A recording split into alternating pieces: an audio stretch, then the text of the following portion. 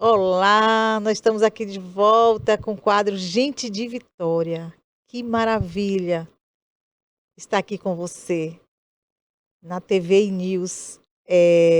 Hoje eu tenho uma pessoa muito especial. Sabe aquele dia que você não planeja e Deus planeja? Sabe aquele dia que você pensa que vai ser algo, né? A palavra do Senhor diz que a gente faz planos, mas é Deus que executa. É Deus que sabe tudo. Falar de gente de vitória é falar de gente que vence. É falar de pessoas vencedoras. Pessoas que passaram por situações, por dificuldades, mas não desistiram. Isso é ser vitorioso. É pessoas que conquistaram seu espaço. Pessoas também que não esquecem, né, de fazer algo pelo outro, por quem está, né, necessitado. Muita gente que faz tantos trabalhos sociais, que ajuda as pessoas, que estende a mão, que mesmo às vezes sem ter, mas ajuda o irmão necessitado, quem está do seu lado. Pessoas vitoriosas são pessoas que não desistem, pessoas que têm fé. E hoje eu vou estar aqui com a grande profissional, né, advogada. Eu vou estar aqui hoje com uma grande mulher, uma mulher empoderada, mas uma mulher de fé também, porque ela crê, né, que quem sustenta é Jesus. E que bom estar aqui nesse momento aqui, momento da gente trazer, né, as histórias de mulheres que vencem, homens que agregam, homens que se preocupam com a nossa sociedade, que se colocam, né, as suas atividades para ajudar as pessoas, para estender a mão. Assim também tem muitas mulheres aqui especiais. Vou falar hoje com a advogada Úrsula Catarine. Olha que nome lindo! Seja bem-vinda, querida. Muito obrigada, é um prazer. Prazer enorme estar aqui na TVI, sempre que sou convidada, sempre que tenho oportunidade. E hoje foi o Encontro dos Céus, hein, Vitória? Para mim e para você. E eu não acredito em coincidências, eu acredito em propósitos. Então, se estamos aqui conectadas nesse momento agora, é porque Deus quer falar através de nós. Eu creio. Coisa boa, mostrar Deus em nossas vidas, mostrar Deus na construção da nossa história. Mostrar que Ele está construindo, que Ele está presente na vida de mulheres empoderadas, mulheres bonitas, né? Como Úrsula, que hoje é elegante, inteligente, e ela reconhece que Deus é que está no controle. Então, querida Úrsula, como é que começou essa história sua, né? Essa profissão tão competitiva, né? Tão assim que hoje muitas mulheres, né, são advogadas, estão, né, nessa área, mulheres que têm conquistado espaço. Como é que você começou, né? Vamos lá. Na verdade, Vitória, eu era uma estudante ainda de colégio, de ensino médio, e eu costumo dizer que os meus professores me descobriram e eu ainda não tinha consciência do caminho traçado para mim, né? Lembro da professora Nilmeci Gonçalves, a quem eu declino assim todas os meus agradecimentos, né? Que quando captou aquela veia de defesa, aquela veia aguerrida que eu tinha na tenridade, já começava a fazer júri simulado, né, na escola, a fim de que nós pudéssemos nos posicionar como promotores, como advogados de defesa, enfim, diante de determinadas situações e assuntos, né?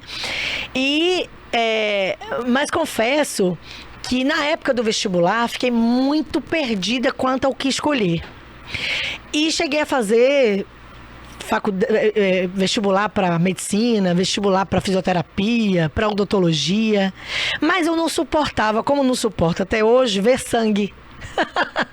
E aí, num belo dia, eu machucada, e fui tirar o algodão que tinha colocado no joelho. E quando vi que a metade do algodão ficou, a pressão caiu e eu desmaiei. E naquele dia, meu pai, que é assim o meu herói, meu porto seguro, ele, minha mãe, virou pra mim e disse assim: olha, a partir de hoje, todos os vestibulares que a gente fizer, porque ele viajava com a gente, comigo, com meu irmão mais velho, vai ser pra direito. Porque a sua veia é essa. E que bom que eu tive um pai que me conhecia, que conhecia as minhas habilidades e que mesmo no momento assim tão conturbado, na pré-adolescência, que a gente tem que decidir o nosso futuro, o que eu vou ser? Aquele olhar de amor, de conhecimento, me direcionou. E o direito, para mim hoje, é não somente uma realização pessoal, mas uma realização social. Porque eu dizia para Deus assim: Senhor, eu quero fazer diferença na vida das pessoas. Como fazer a diferença na vida das pessoas? E aí a gente costuma falar que conhecimento é poder, né? E graças a Deus, através da minha profissão, a gente consegue exercer uma função social, possibilitando o compartilhamento de conhecimentos para pessoas de todas as classes. Classe média, classe alta, classe baixa. Pessoas que não têm acesso à justiça. Pessoas que não têm condições de pagar um advogado, mas que precisa de uma orientação jurídica, que precisa de um assessoramento, né? Então, foi e está sendo para mim uma alegria muito grande poder ajudar mulheres, por exemplo, em situações de vulnerabilidade. Outro dia nós tivemos o prazer de compor uma comissão de direitos humanos para acompanhar um caso de uma moça que foi agredida brutalmente em São José da Vitória, uma cidade aqui próxima. E como foi prazeroso compor essa comissão e poder ser um instrumento de Deus aqui na terra, porque a Bíblia diz, Vitória, que Ele é a própria justiça. Então, quando nós aqui na terra nos disponibilizamos a fazer a justiça, a procurar a justiça de órfãos, de viúvas, de pessoas que foram injustiçadas, pode ter certeza que onde a gente coloca a nossa mão, Deus está colocando a dele junto com a nossa, né? E eu costumo dizer para as mulheres que têm cruzado o meu caminho, sejam amigas, sejam clientes, sobreviventes de divórcios, de violências, que ainda que pareça tardio, ouça bem o que eu vou lhe dizer, ainda que pareça tardio, ainda que pareça demorado, o Senhor não deixará de fazer justiça na sua vida, que clama de dia e de noite por Ele e para Ele.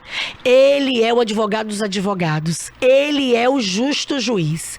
Se você depositar nele as suas esperanças e a sua confiança, não tenha dúvida, pode passar o tempo que passar, que Ele vai te justificar, vai te honrar e vai entregar em suas mãos aquilo que você tanto espera e almeja a título de justiça, né?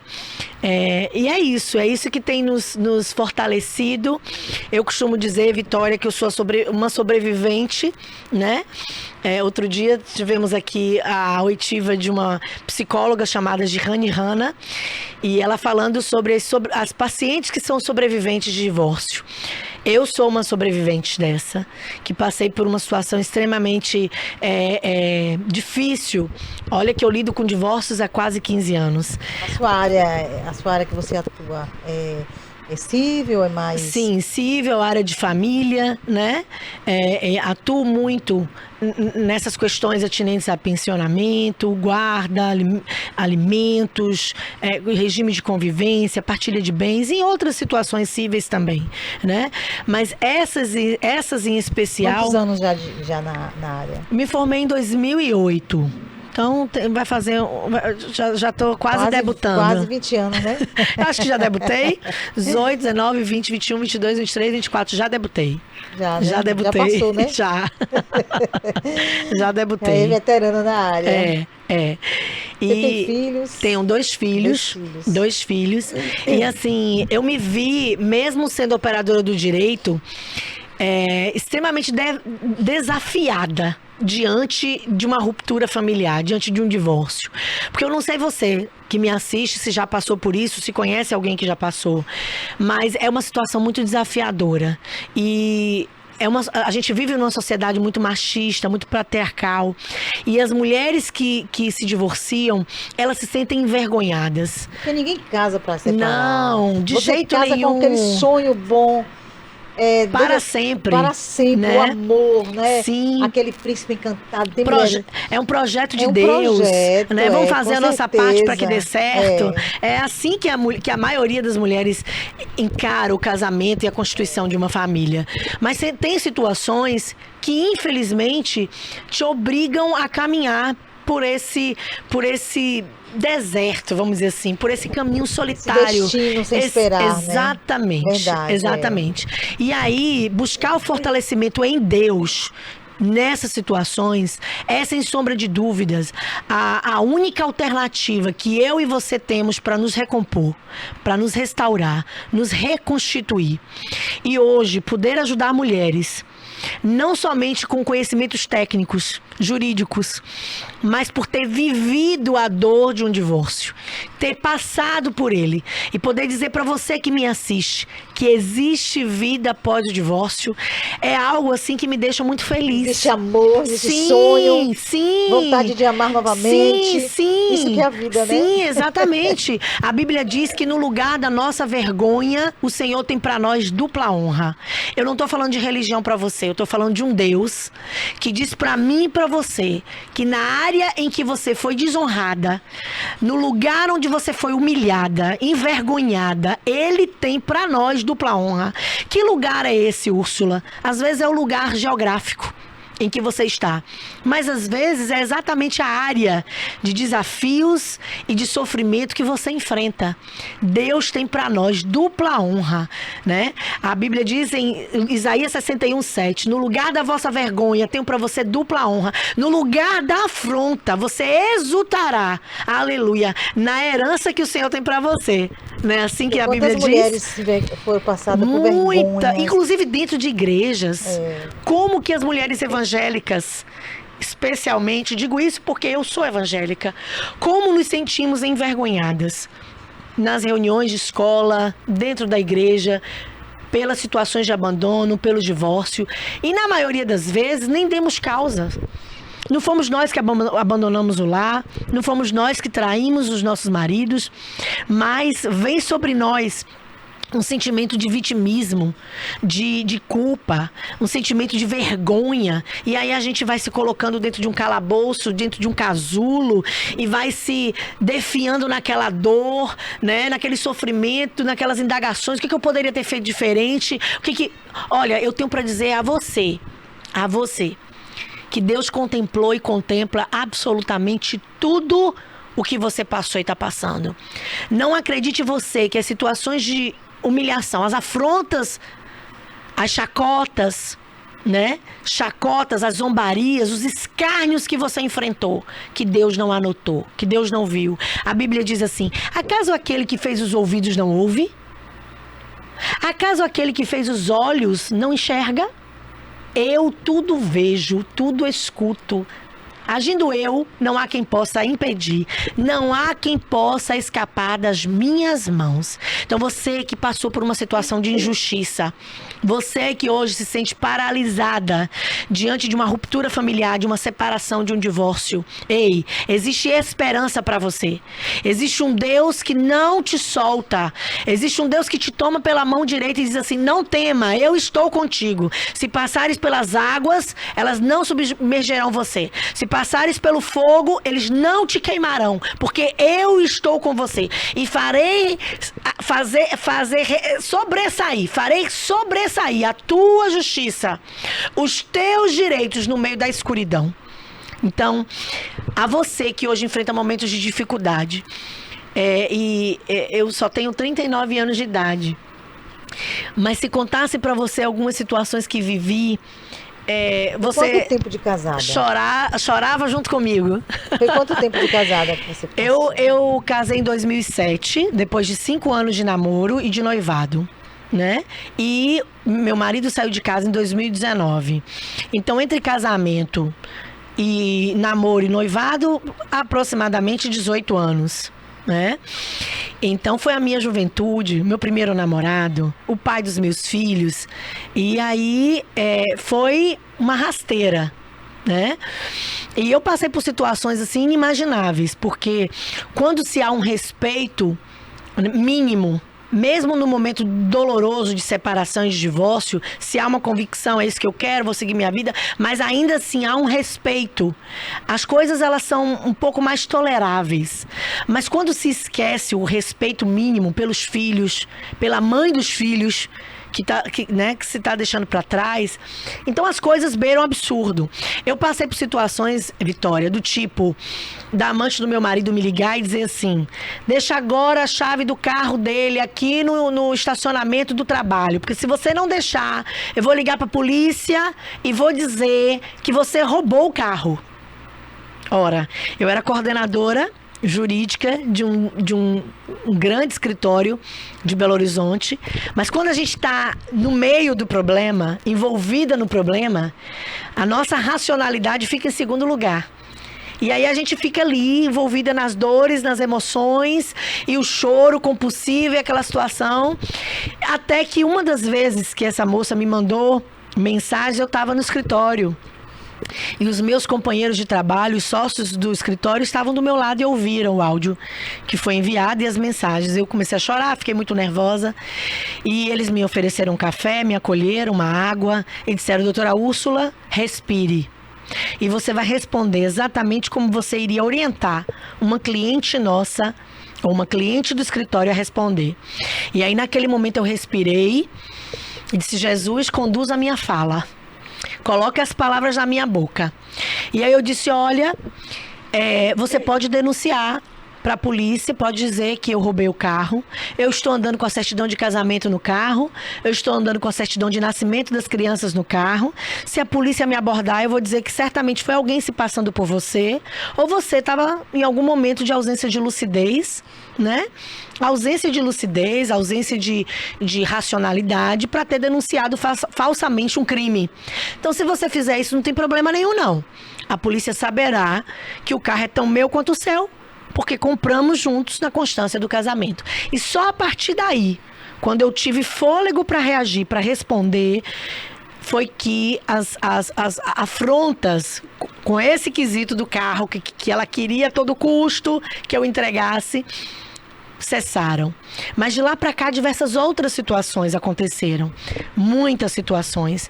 E o que eu tenho para dizer para as mulheres que me assistem é: mesmo que todas as situações sejam desafiadoras e que o cenário que você vive hoje seja um cenário improvável, o Deus que eu confio e que tem me sustentado ao longo desses anos, e que tenho certeza que tem sustentado a você, Vitória, ao longo de tantos desafios, Ele não mudou. Ele continua sendo o mesmo de ontem, hoje e sempre. E se em algum momento você passou por uma injustiça, tiraram de você o que te pertence, violaram seus direitos, levaram de você aquilo que te competia, o que competia aos seus filhos, nessa manhã o Senhor está convocando para que você se coloque de pé e marche. Marche, porque Ele, como general de guerra que vai à sua frente, vai pelejar as suas lutas, as suas batalhas, e vai te entregar a vitória. Eu não tenho dúvida nenhuma de que direitos de órfãos, de viúvas, de que situações de injustiças, o Senhor nos convoca a fazer aquilo que nos compete fazer. Eu costumo dizer para que Ele entre em cena e faça aquilo que Ele vai fazer por nós, né? Não é o que Ele deve fazer, porque ele não nos deve nada, mas o que Ele vai fazer por nós. Eu costumo dizer, Vitória, que oração é a conjunção de dois verbos: orar e agir, né? E infelizmente a gente vê muitas situações de mulheres sofrendo absurdos, violência doméstica, apanham dentro de casa e ficam só orando. E muitas mulheres que nem saem do ambiente doméstico e se tornam vítimas de feminicídios. O que é feminicídio? É quando o marido mata suas respectivas esposas. né? Por quê? Porque elas oravam, mas não faziam nada. Veja, eu respeito a sua decisão de continuar orando pela libertação, pela transformação e salvação desse marido. Eu respeito a sua decisão de continuar orando pela restauração do seu casamento e sua família. Mas se você é vítima de algum tipo de violência doméstica, saia do mesmo ambiente do seu agressor. Não pague com a sua própria vida. Não espere pagar para ver acontecer.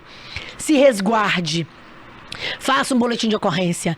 Peça ajuda à sua família, à sua rede de apoio, para que você se sinta fortalecida e acolhida pelas pessoas que te amam. Busque as autoridades competentes. Se preciso for, saia de casa. Se preciso for, tire o seu abusador de dentro de casa. Ainda que você continue orando pela restauração, porque eu acredito num Deus que restaura famílias. Eu acredito num Deus que tem compromisso com alianças, que tem compromissos com a família. Porque família é um projeto de Deus. Mas veja, em algumas situações é preciso que a gente se posicione em oração e em atitudes para que Deus nos dê o livramento e para que Deus trabalhe em nossas vidas, na vida dos nossos cônjuges, na vida dos nossos filhos, enfim, e faça aquilo que melhor aprouver ao Senhor.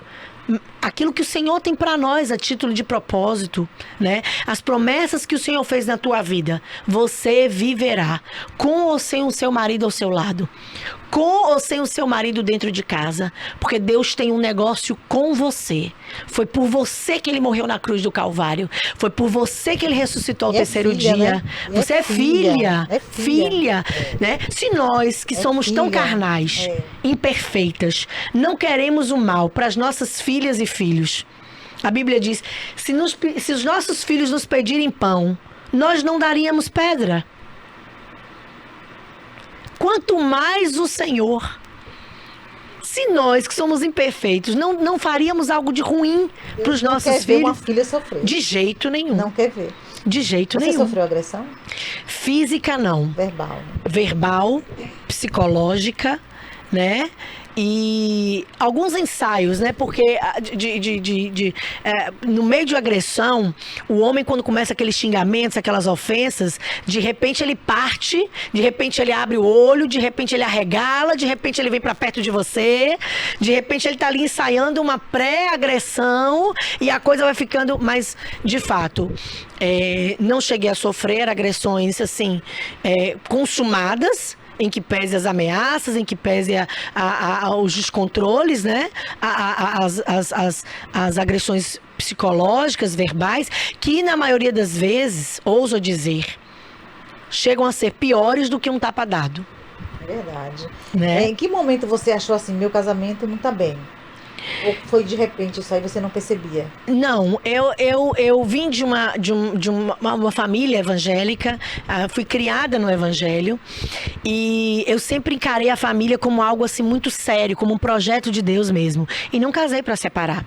Mas eu tinha dentro de casa um marido extremamente prostituto e promíscuo. Você não casou com uma pessoa evangélica? Não casei com alguém evangélico. E, enfim, eu sofri desde os primeiros meses de casamento. Quando todo mundo dizia assim, você tá na lua de mel, eu já estava sofrendo inúmeras situações. Dele chegar só no outro dia para se arrumar para voltar pro trabalho, dele passar a madrugada toda fora, de eu achando que era só bebida, porque tinha subido para a cabeça, porque ele foi promovido, e na verdade ele já estava com inúmeras mulheres. Enfim, já cheguei à situação de passar mal, esperando com o jantar pronto, de ligar e dizer assim, olha, vem pra casa porque eu tô passando mal. E eu toda arrumadinha ali esperando, recém-casada, com a mesa posta. E do então o marido dizer assim pra mim, você tá passando mal? Liga pro SAMU, eu não sou médico. Passei por situações desse tipo. Deixa eu te perguntar uma coisa, aqui algo. E no namoro?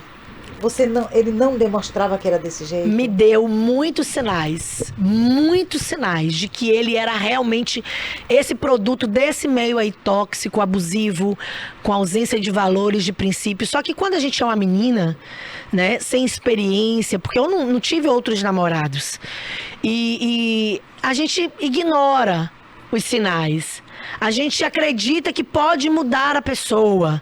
A gente acredita que Deus pode mudar a pessoa.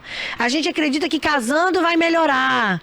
E aí a gente vai ignorando. Um sinal, 2, 3, 4. E aí, amiga, quando a gente está casada, as coisas pioram. E aconteceu que nós fomos para Belo Horizonte, ficamos lá 13 anos de vida. Houve um crescimento exponencial, assim, profissionalmente falando, na vida dele e na minha vida também, porque eu formei na PUC, enfim, desde o primeiro mês de formatura já estava trabalhando, enfim. E aí, quando ele achou que alcançou o patamar de sucesso, enfim, o topo, ele virou para mim e disse: eu não preciso mais de você. Com essas palavras: eu não preciso mais de você. Eu estou saindo de casa porque eu vou buscar a minha liberdade e a minha felicidade. E eu não sabia, mas porque toda traída é a última a saber, mas todo mundo já tinha conhecimento de que ele estava se relacionando com uma funcionária da instituição onde ele trabalhava. E era essa funcionária que me passava inúmeros trotes. Era essa funcionária que pegava o telefone dele para me escrever barbaridades, né? Foi essa moça aí que todas as vezes que os meus filhos mandavam áudios e vídeos pro celular dele, apagava.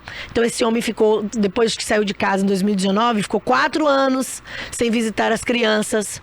4 anos. Parece, né, coisa de filme. De terror. De terror. 4 anos sem visitar. Eu lembro dos meus filhos tendo febre emocional, chorando. E de eu pegar o telefone e dizer: fulano, atende o telefone. Manda uma resposta por áudio, porque ele não sabe ler, ela não sabe ler. Manda um videozinho para eles. Ele passou 4 anos sem visitar.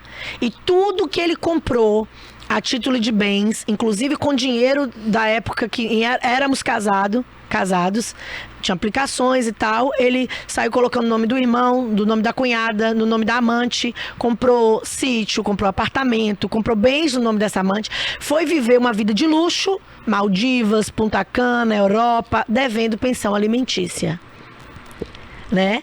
Então, além da dor do divórcio, eu ainda tive que viver todas essas afrontas e ainda tive que viver a dor dos meus filhos pelo abandono e pela rejeição. Os filhos sofrem, né? Muito.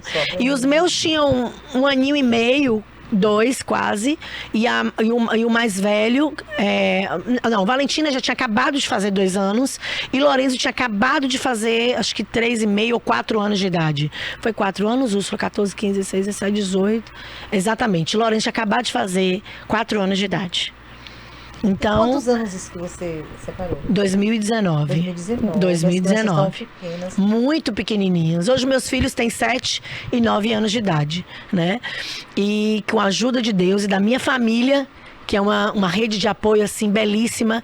Então eu quero direcionar minha voz a você que me assiste e que compõe a família e a rede de apoio de uma mãe solo.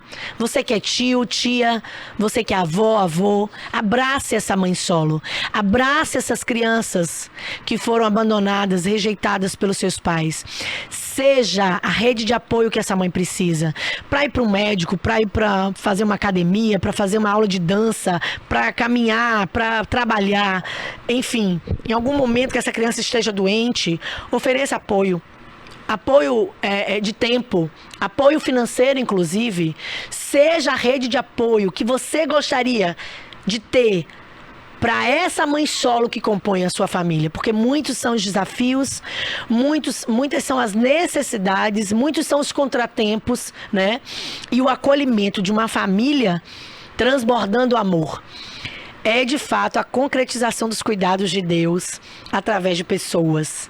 Seja essa rede de amor para essa mãe solo da sua irmã, da sua prima, né? Enfim, da sua mãe. De uma amiga, De uma amiga, por que não? Tive vários amigos que me abraçaram mesmo. Amigos irmãos, né? Que me abraçaram assim. E que eu sei que eu posso contar para tudo. Absolutamente tudo.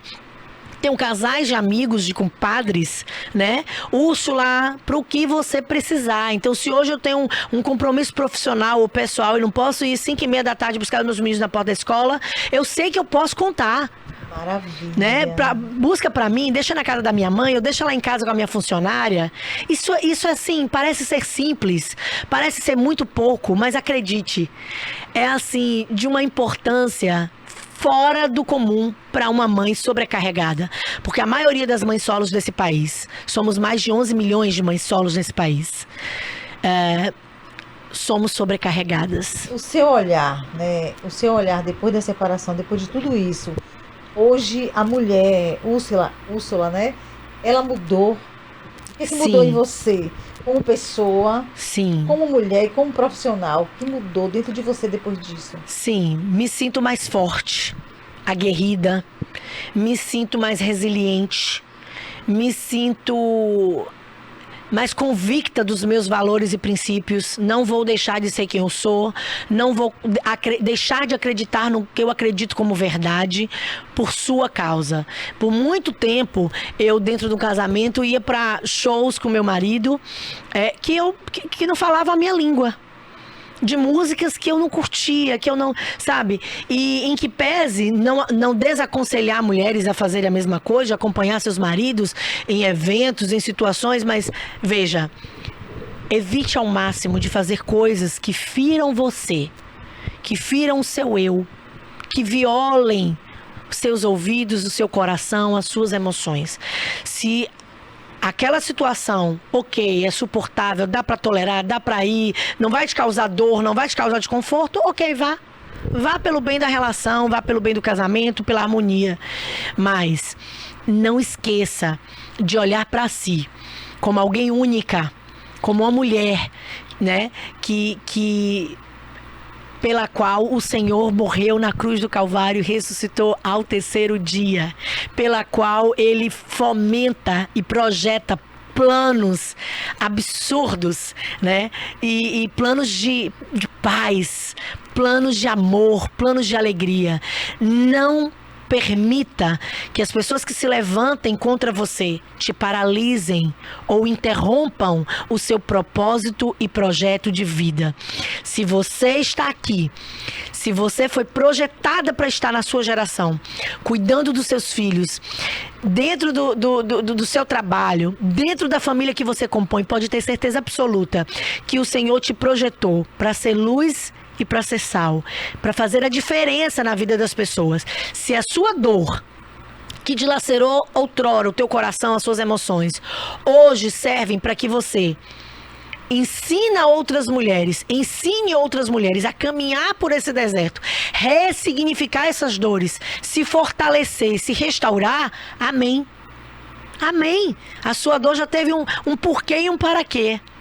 Não permita que as suas dores te paralisem no meio do caminho, porque aqueles que não conseguem suportar o processo não alcançam o júbilo de alcançar as suas promessas, os seus propósitos. Que você seja encorajada nessa manhã a olhar para os céus e se fortalecer em Deus, a continuar caminhando e exercendo aquilo que o Senhor nos convidou a exercer. Curar pessoas através de um aconselhamento, de uma oitiva. Quantas mulheres precisam só de ouvidos, só de um abraço, né? E quantos dedos apontados, quantos julgamentos dentro da família, dentro das igrejas, dentro dos ambientes de trabalho em que elas estão inseridas. Então, mulheres, entre outras mulheres, que puxa o tapete para outra cair também, né? Exatamente. Não tem um olhar, né, de solidariedade por outra mulher. Sim. Não tem esse olhar de apoio. Sim. Se gloria quando a outra tá mal.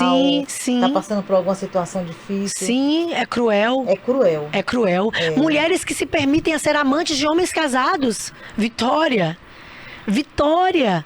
É um mal que ela está trazendo para a vida, sua própria vida. Exatamente. Ninguém é feliz. Veja bem, se tem uma coisa que eu posso dizer hoje, assim, com muita apropriação e muita autoridade, ninguém é feliz sobre a infelicidade dos outros. Você, mulher que me assiste, não imagine que é isso que Deus quer para você. A posição de amante, de homem casado. Deus tem o melhor para você. Você não nasceu para ser destruidora de lares.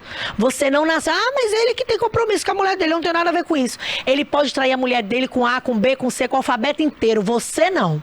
Você foi escolhida, separada. Para você existe um propósito de vida vitorioso. Não seja instrumento das trevas para destruir uma família. Não seja. Nada que começa errado termina certo. Nada. Absolutamente nada. Então, aquilo que possa parecer para você hoje uma aparente alegria, vai custar a sua paz, vai custar a sua saúde, vai custar a sua alegria e pode custar a sua vida. Porque custa realmente a vida. Custa a vida. Sim, a dignidade. A dignidade. Porque aquele momento ela está plantando.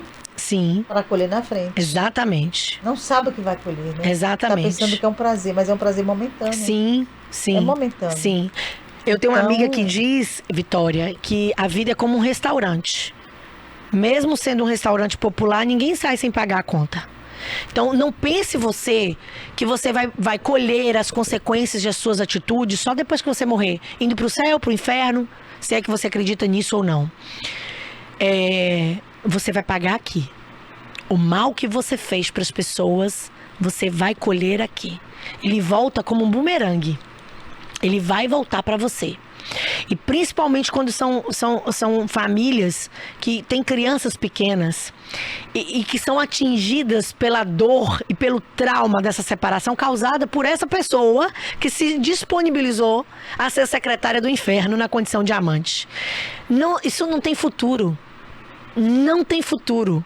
Olha, eu atendo e mulheres assim e participo de vidas e de testemunhos de mulheres que é de cair para trás. Mulheres que se enganaram pelo momento da paixão e que serviram como esse instrumento de destruição de uma família e que amanhã ou depois falaram: meu Deus, se eu pudesse voltar atrás, se eu pudesse não ter feito o que eu fiz, se eu pudesse não ter conhecido fulano, se eu pudesse não ter caminhado o caminho que eu escolhi. Quantos remorsos, quantos traumas, né? Poucas mulheres que se deram conta do mal que estavam fazendo e que Deus ainda teve a misericórdia de ressignificar e de restaurar as vidas delas, dando a elas os maridos que de fato nasceram para serem os maridos dela e não os maridos de outro. Olha, marido de ninguém é presente de Deus para você. Marido de ninguém é presente de Deus para você. Não se meta nisso, porque as consequências não são as melhores. E quem está falando isso não é uma serva de Deus, não. Quem está falando isso além de ser uma serva de Deus, é alguém que lida com situações envolvendo separações e divórcios por todo esse tempo. Vendo as pessoas sofrerem, né? Sofrerem. Assistindo famílias. Sim. Crianças, mulheres, exatamente. E as consequências. Porque depois que a gente trata das feridas dessa mulher que foi rejeitada, que foi abandonada, desses filhos, depois que a gente restabelece os direitos dessa entidade familiar que foi rompida, aí chega o nosso conhecimento e às vezes chega na nossa mesa de trabalho as situações envolvendo as mulheres que outrora foram as amantes e que foram os motivos de ruptura desses casamentos. Repete, né? Sim. Repetem. E às vezes com requintes de crueldade e de sofrimento bem piores. Verdade. Bem piores. São repetidas situações, circunstâncias voltam, sim. Né? Vai pagar, a fatura chega, né? A fatura chega. Chega, ou até chega. Pior, verdade. Pior. De uma forma pior. Pior. Outra coisa, você se aproximou de Cristo depois da separação? Se aproximou mais? Sim. chegou mais perto Sim. e viu que ele te fortaleceu. Muito mais. A gente tem que glorificar o nome dele mesmo, né? Muito, muito. Eu, como disse, nasci numa família, vamos dizer assim, meu pai não era evangélico, mas meu pai aceitou a Jesus no leito de morte, porque sobre ele existia uma promessa, e eu tenho certeza que meu pai está na glória com Deus, mas meu pai era daquele que dizia assim, não, sua mãe está levando vai para a igreja, todo mundo vai para a igreja. E então eu nasci nesse lar evangélico, vamos dizer assim. E cresci sendo uma adolescente, uma junior, à frente de salinhas de escola bíblica dominical e tal. Mas eu confesso que o divórcio me permitiu ter experiências com Deus absurdas, profundas.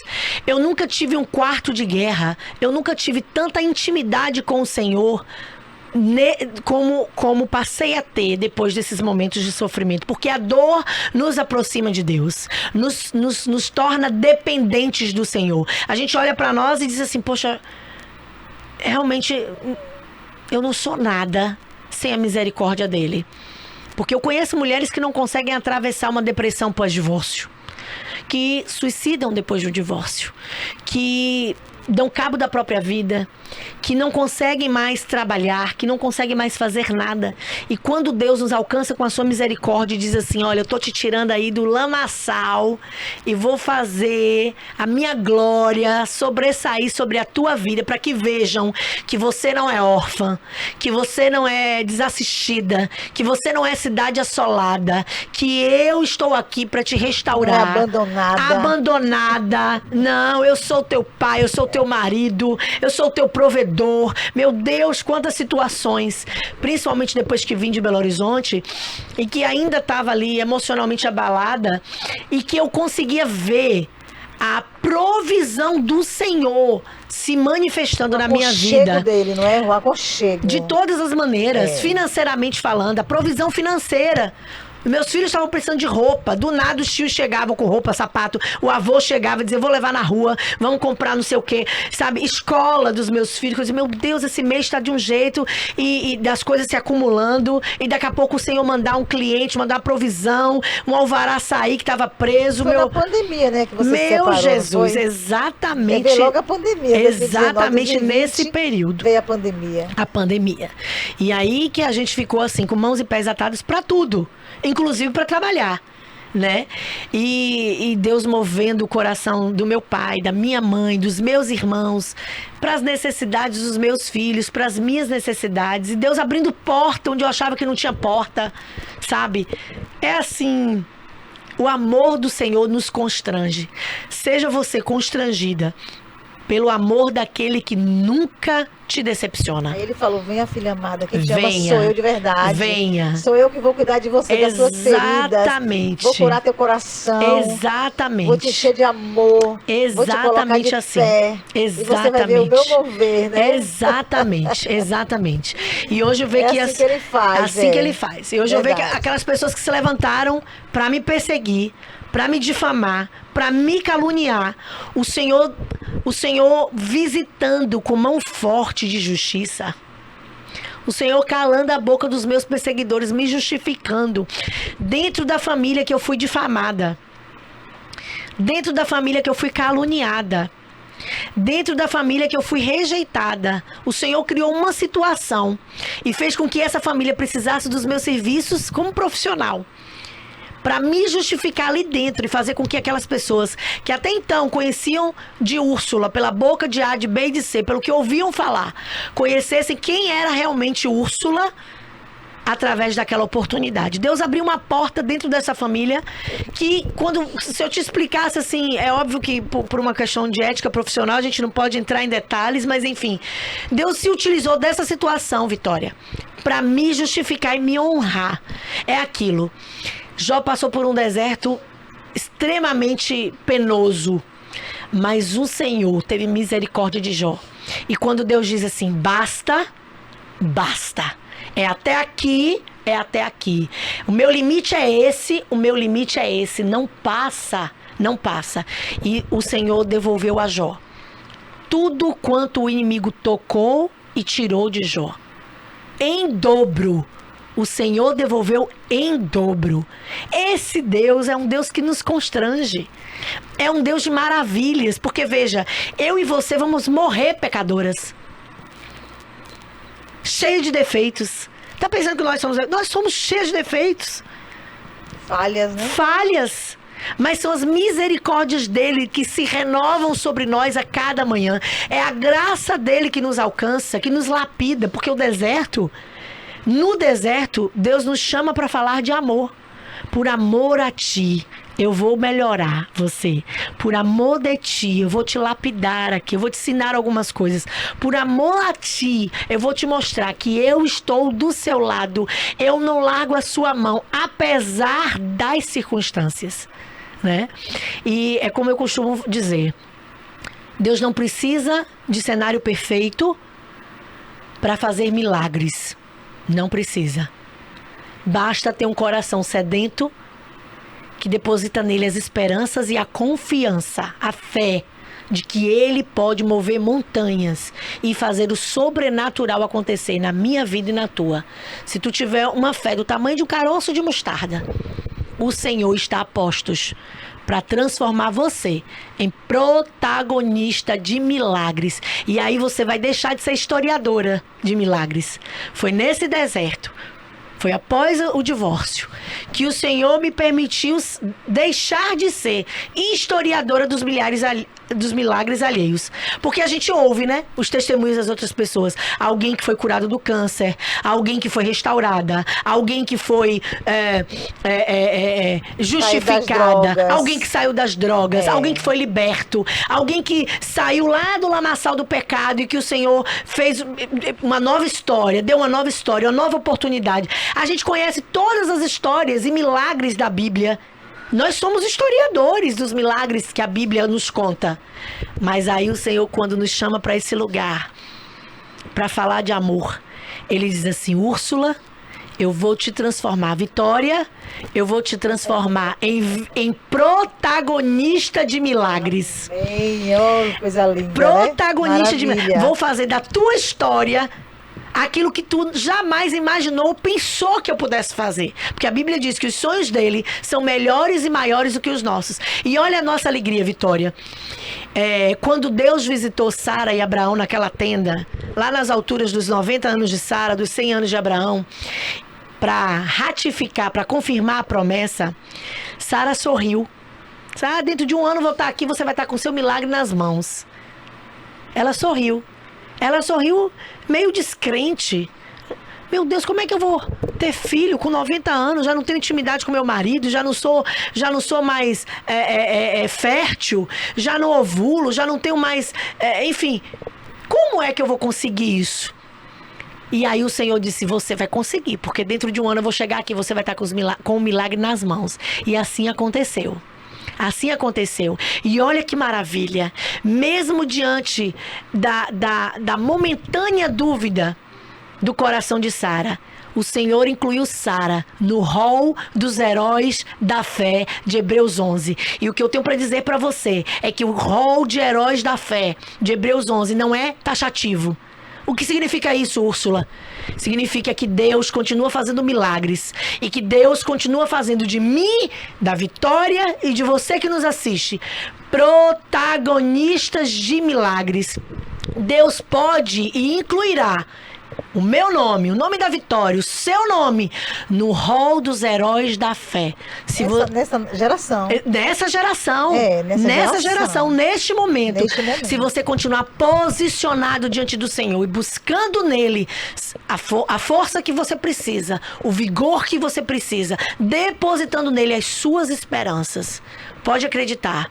Ele é Deus que justifica. Porque a Bíblia diz que ele não julga o certo por errado, ele não julga o errado por certo, ele não julga o inocente por culpado, nem o culpado por inocente. Então, se ele é justo juiz, pode acreditar que essa momentânea situação de injustiça que você está sofrendo, de calúnia, de difamação, de vergonha, de dor, de humilhação, de injúria, de desprezo, né? Desprezo, de abandono, é. ela deixará de existir, porque o Senhor tem um novo capítulo já escrito da tua história para te apresentar.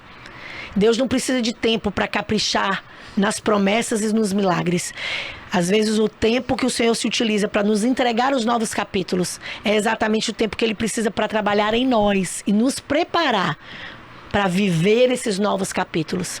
Seja encorajada a viver um novo tempo de Deus.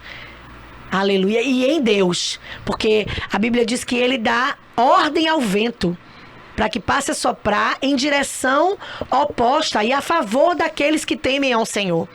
Se Ele dá ordem ao vento, Ele também dá ordem às estações. Então Ele é Deus que coloca um ponto final no inverno que você está atravessando e convoca e determina a chegada da primavera com o tempo de cantar, com desabrochadas flores. Aleluia! Coisa boa. A Né? especialidade de Deus é reconstrução, né? Sim, Do ser humano. sim, É reconstruir ele. sim. É sim. dizer, você pensou assim, mas agora quem vai pensar sou eu. Quem vai fazer sou eu, da minha forma. Exatamente. E reconstruir. A especialidade de Deus é Exatamente. reconstrução. Exatamente. É fazer o homem novo. É, É nascimento. sim, E sim. você enxergar a vida, as coisas de outra forma, né? E nos surpreender, porque E às nos vezes surpreender. a gente Verdade. desenha uma situação, uma história, assim, vai ser assim, vai ser assado, vai ser... Quando Deus começou a me dizer, a falar comigo, que a família que me humilhou iria precisar dos meus serviços, eu comecei, iria me justificar através dessa situação, eu comecei a criar conjecturas. Ah, então fulano vai ser preso, e aí eu vou ser chamada, porque vão pedir para que eu faça peça assim assado. Ah, porque dá certo, vai acontecer isso, isso. E Deus fez um negócio, amiga, tão profundo, um reboliço tão glorioso. Fez uma coisa inimaginável. E aí me surpreendeu e me justificou de uma forma tão assim poderosa, que lembro como hoje, que no final de ano, na confraternização de final de ano dessa família, que me humilhou, que outrora falava de mim com os olhos e olhares de quem passava, Úrsula é isso, Úrsula é aquilo, passaram a me conhecer. E aí eu lembro que na festa de final de ano de Réveillon, a família toda se reuniu. E aí a matriarca tomou o tempo de palavra junto com o tio mais velho, né, que estava à frente desses cuidados, e disse assim, a Bíblia nos diz para conferir honra a quem tem honra, a quem devemos prestar honra. E nós queremos agradecer a Úrsula por tudo que ela fez, por todas as injustiças que ela nos ajudou a desfazer por meio do empenho dela, por meio do trabalho dela, por meio da doação dela. Olha que Deus maravilhoso. Sem você precisar falar uma palavra, Deus vai lá Maravilhoso, ele justifica a nossa e te vida. justifica. Nós chegamos ao final do programa. Amém. Que lindo, foi delícia. Úrsula, eu quero agradecer a Deus. Amém. É muito difícil falar aqui hoje, falar aqui, mas lá nos bastidores eu vou falar mais contigo. A confirmação de tudo isso aqui hoje, Glória. da existência de Deus, trazendo a existência para este momento, para estar aqui ao vivo no programa. Tudo aquilo que Ele mudou na nossa vida hoje, no nosso horário, na nossa agenda, para que tudo isso aqui fosse acontecido. Tudo aqui foi de Deus, foi do Espírito Lindo. Santo. Tudo aqui foi movido pela mão do Senhor. Glória a Deus. E eu quero louvar, a Deus pela tua vida. Amém. Por você hoje, nessa manhã. Amém. E agradecer a Deus por este momento, a você, né? Amém. E chegamos ao final. Eu agradeço. E eu creio que teremos mais momentos juntos aqui. Amém. Em nome de Jesus. Amém. Em nome de Jesus. Agradeço muitíssimo. Deus te usou muito aqui hoje. Amém. Muito Amém? obrigada. Obrigada então, mesmo. É ficar aqui e agradecer a Deus por este momento maravilhoso. Estaremos de volta aqui na quinta-feira, se Deus quiser, contando Amém. mais vitórias. Glória a Deus. Aleluia.